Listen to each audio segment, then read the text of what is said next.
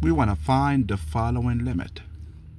So the limit as x goes to 1 of the cube root of x minus the fourth root of x over x plus the fourth root of x minus 2.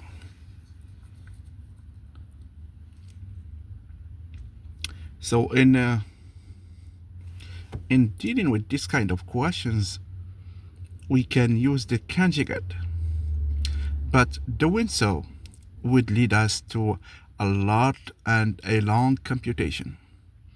If you want to do it, you can go ahead and do it. But doing this one, we have to do a double conjugate multiplication.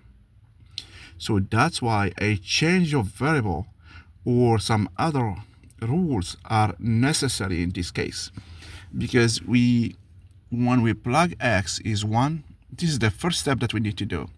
So we get 1 minus 1 is 0 over 1 plus 1, which is 2 minus 2 is 0. So we have this form of 0 over 0. The aim of this problem, to solve it quickly, is to use a change of variable. Okay? And the best choice that we can have is that we let, since x is positive, we let x is y to the power 12. Okay? So in this case, you stop the video and work it out. And I think the limit is going to be 1 over 15, if I'm not mistaken. That's another way that we can check this limit. So do this change of variable, work this problem, and get this limit if you can. Okay, otherwise, let's solve it. Okay, so when x goes to 1, the y goes to 1, the same thing. So we have this limit as y goes to 1. So when we take x to the power 1/3, we get y to the power 4. And when we take x to the power 1 over 4, we get y to the power 3 over x is just y to the power 12 plus y to the power 3 minus 2. Okay, now we have switched this problem with radicals to this alternative problem with just the powers.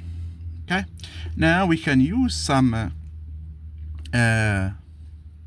identities that we know, like here we can factor out. Okay, you want to get rid of this one, the one that's making it hard for us, because we still have the same problem. We have 1 minus 1 over 1 plus 1 minus 2, it's 0 over 0. Okay, but we can do some factorization here.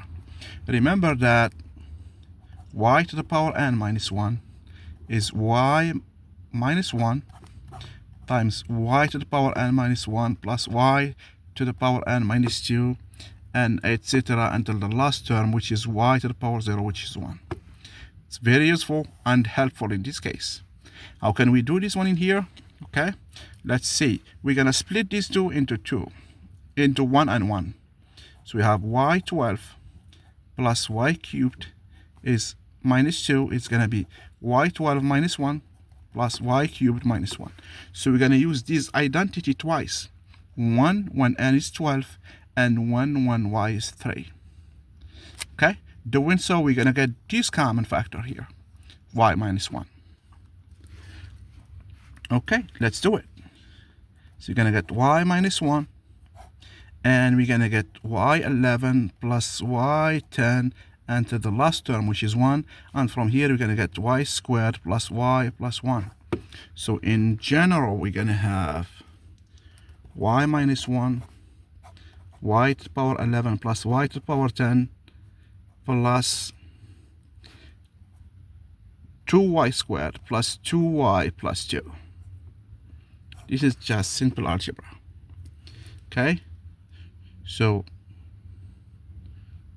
the 1 is coming from this one, coming from this first one when we do 3, the 12, and the second one is coming from when we did this equality for the 3.